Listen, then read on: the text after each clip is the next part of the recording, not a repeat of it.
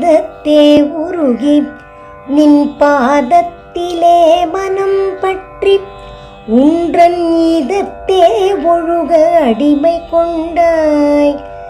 இனி யான் ஒருவர் மதத்தே மதிமயங்கேன், அவர் போன வழியும் செல்லேன்.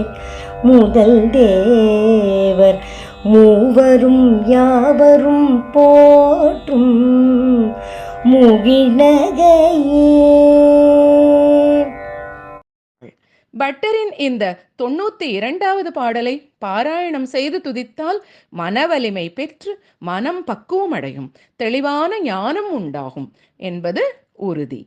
அருள்வாமி அபிராமி உமையே.